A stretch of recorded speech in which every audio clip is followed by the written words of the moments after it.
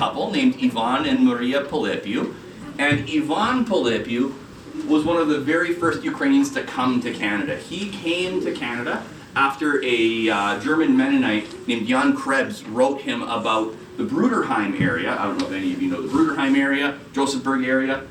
He said, you should come out, there's free land. So he came out with someone else from his village. Ivan went back to their village. His friend stayed around in North America to work. But he went back to his village, got his wife and family, and some other people from their village to come out as well. And that's what really started this Ukrainian settlement in our part of the world. So it is kind of important, like he was the first guy here, but he's not a special guy. He was just an ordinary guy who took a chance. I wish I would have filmed the bison. Might have to try on our way back. See bison? Oh my, there are bison. Oh my gosh. There's a whole bunch over there. What are the odds that I'm filming? How perfect. Good spotting, because I didn't even notice that.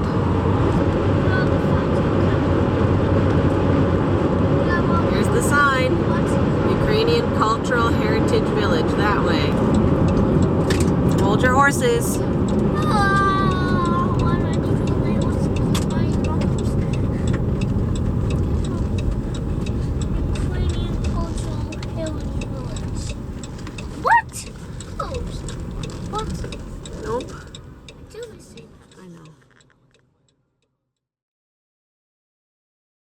You say hi or hello. So in Ukrainian, you say Добрий день. Everyone, let's try it. Добрий день. Fantastic. So for a lot of you, welcome for the first time. For some of you, welcome back. We brought buildings to this site from kind of this part of rural Alberta, east and north of here. And we brought them to the museum and restored them so they look to be about how they did about 100 years ago.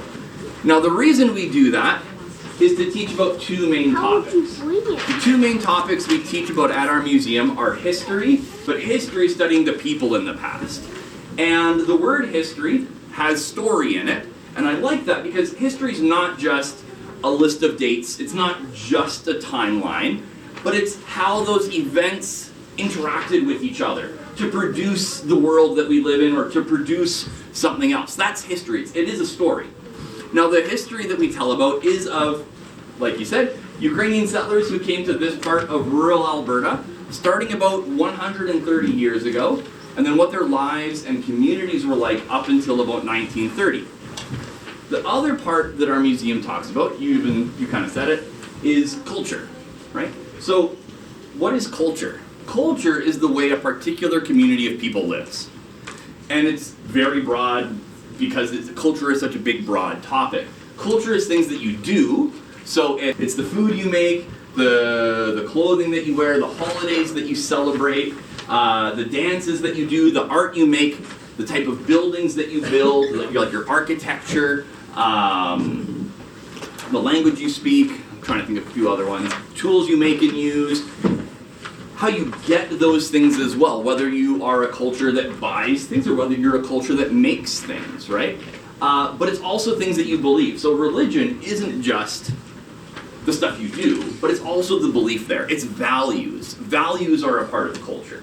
How you make a decision in a community, who are able to be leaders in a community, not just who are the leaders or what leaders do, but who can be a leader, right? Like these things are a part of culture as well.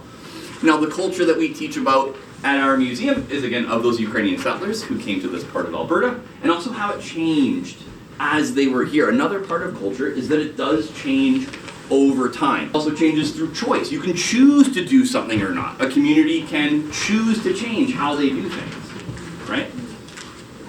So that's culture, right? Now today at the museum, I said we're a living history museum. What that means is that we participate in the daily activities, the yearly seasonal activities of the people that we're teaching about. And that's what you're going to be doing today. You're going to be going into a house, either number 2, 3, or 4 this morning, which is a real house that we brought here, to experience and prepare for a holiday that's coming up. Now, everyone, a holiday is coming up. I think you know why you're here. Just say the name of the holiday. Christmas. Yeah, you're here to learn about Christmas in the Ukrainian tradition. And you're going to be doing that by going into a house, meeting with a lady who's pretending to be someone who really was living there. She's going to be acting as if it's the past. She's going to say it's her house. And you're going to participate in the holiday that way. Now, I get to start teaching you some of the culture, which is language, right now, by teaching you the Ukrainian language word for Christmas, which is Rizdvo. Let's all say Rizdvo. Rizdvo. Fantastic. Rizdvo. So that's the Ukrainian language word for Christmas. Another thing I will tell you, because I kind of forgot at the church, and I've kind of run out of time at the church to bring it up. But something important to know is at the time we're showing at the museum, and until very recently, like 2 years ago, Ukrainians, by and large, most of them celebrated Christmas on a different day. In their church calendars, their church had December 25th fall when we would all agree that it's actually January 7th. So their church followed a different calendar. Last year, the nation state of Ukraine, as well as most Ukrainian churches, made a switch to a different church calendar, and they have started celebrating Christmas in December. But for our museum, we're still following that old one. So just keep that in mind when Ukrainians were celebrating Christmas in the 1920s, in the 1970s, 80s, 90s, and even just a couple of years ago, they were celebrating Christmas in January instead, right, 13 days later. Hello and welcome to Baker Brews. I just wanted to take a quick minute and introduce myself. For those of you that don't know me, my name is Donna. I'm a stay-at-home mom to 2 boys, and here on this channel, we like to talk about homesteading in the city, and we share a ton of our family adventures. This video was super cool because this was a homeschooling trip that we got to go on for my oldest. He is in kindergarten, and so we got to partake in this, learn all about the Ukrainian Cultural Center, which I have wanted to go to for a long time. We actually had a map of this place, and we were looking at the map like months before we had this opportunity to go. I think this place would be super cool to check out in the summer. It is absolutely massive. There's so many buildings, I think, and experiences and cool little events that they put on throughout the year. So I think it would be really neat to come back and check it out in the summertime when it's beautiful in this area. But it was a lot of fun to have such a unique experience, very hands-on, very informational. So I'm going to leave it at that. Take a listen to the cool information that we got to learn on this trip. Thanks so much for watching.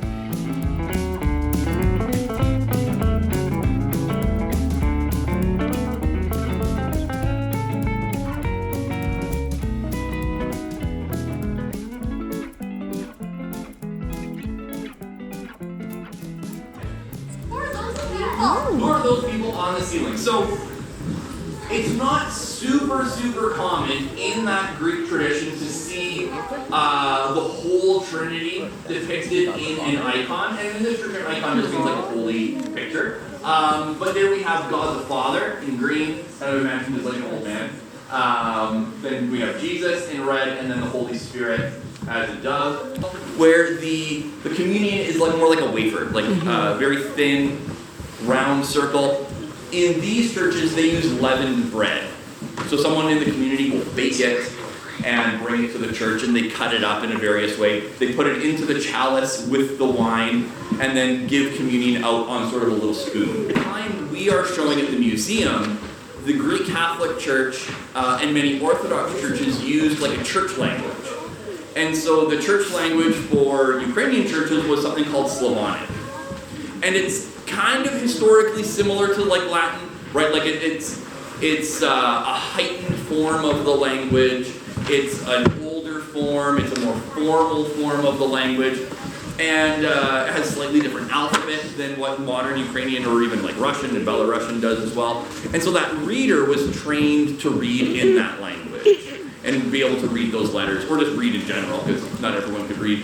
The whole season is like in a Ukrainian community, in Ukrainian families. Now this morning, as you were kind of getting ready for Rizdvo, you were getting ready for the Sviat Večer meal, the Holy Supper on Christmas Eve. And that Holy Supper, as you remember, or maybe you heard, it has no, what does it have? Nothing. No meat, no and dairy. Yeah, so no meat, no eggs, and no dairy. And the kind of like, I kind of call it like the Baba answer, the grandma answer, that like your Baba might say in your family, is to respect the animals that Jesus was born around, right? Another reason is that in these churches, starting yesterday on that old calendar, this church is now in a fasting season. And fasting in this church is like a spiritual preparation of, especially not eating certain kinds of food, to get themselves ready for a big feast. This isn't the only fasting time in the year. There's a few different fasting seasons, some fasting days, even weekly fasting that takes place. And that's a way of getting ready for the holiday. So you're not eating any of those things on Sviat Večer. After Sviat Večer, of course, coming to church is a big part of the Christmas tradition. And when you see this church, this is still pretty much how it's decorated for Christmas at the time. Like, there's no special decorations. Nowadays, people will put in Christmas trees and things like that, but that wasn't a part of the tradition until recently. I'll say there's three things that are going to be really different. First off, you're going to hear, of course, the story, the Gospels of Jesus being born. In this church, you'll hear both Luke's and Matthew's stories of the nativity, of the birth of Jesus. And the prayers of the church, you're going to hear about kind of the significance in the prayers. You're also going to sing. You're going to sing something different. Now, what do you call those songs in English you sing at Christmas time? Carols. Yeah, they have a special name. So here's how it is. Bo predvichni narodivся, прийшов днес із небес, щоб спасти люд свій весь, і утішився. And you kind of repeat most of that verse to finish it. As God eternal is born today, he has come from above to save all mankind, and was greatly pleased and greatly rejoiced. So that's kind of the meaning, the rough translation of that. In the community, if you see people on the street during the Christmas season, you'll say, Christos rождається, славіте його, and then you'll start talking to each other. If you're going caroling, one of the main activities for a community to do after Rizdvo is to go caroling from house to house to spread the joy of Rizdvo, maybe also to get donations for the church, maybe to get treats or candy if your kids going around to have some fun. And I just alluded to this, but there is a whole season of Christmas after the holiday itself. I know for a lot of people in Canada, there's a lot of activity leading up to Christmas, and then once the holiday happens, we kind of go, oh gosh, we're exhausted. There's nothing else. So some things that might happen.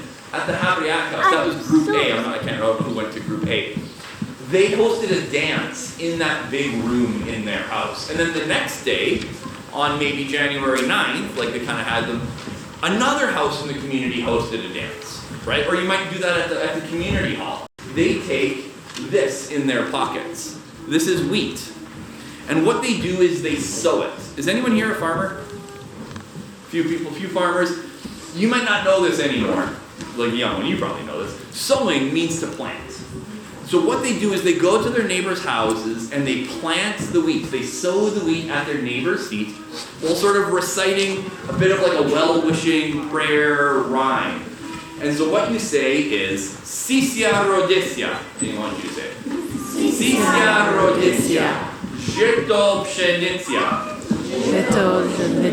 And that means sow and grow rye and wheat. I actually have the whole thing here. But Sisia rodisia, żyto pszenica, that's kind of probably what the ladies this afternoon will ask you to say and will help you to say. If you can tell them that you are there to sow wheat, then they will help you say it. So I have 3 bags. But I know in my language, in Ukrainian, would you like to know a little bit Ukrainian Christmas carols? A little bit, just one Christmas carol. Okay. Okay, then just repeat after me, okay? Добрий вечір. Добрий вечір. Тобі. Пане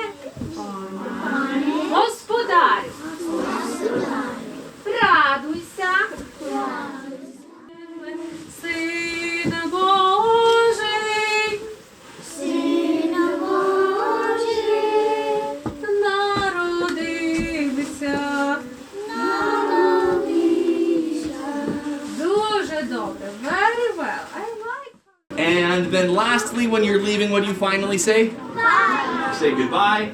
And in Ukrainian, you say do pobachenia. It's only 5 syllables. Wow, it's really long. We'll do it one more time. Do pobachenia. Do pobachenia. And now I'll say do pobachenia to you. Can't even see. All right. Whoa. Yep. Hey. Yeah, you jump in. All right. Once the line Whoa. Is like Yaku, thank you so much for coming and hearing about these customs and participating in them. I hope you enjoy the bread. I see some people are already digging in. It's delicious. And what I like to leave people maybe thinking about, I expect many of you are probably celebrating Christmas in the coming weeks. And as you practice your own family traditions or your own church traditions, think about how they've been handed down in your family or in your communities, kind of through the generations. And how these have been done the same way, right? Like they've been handed down, and they really help to build an identity, to build and strengthen the community. And your traditions will do the same thing. So that's what I kind of like to leave people thinking about. And now I'll say do pobachenia. Do pobachi.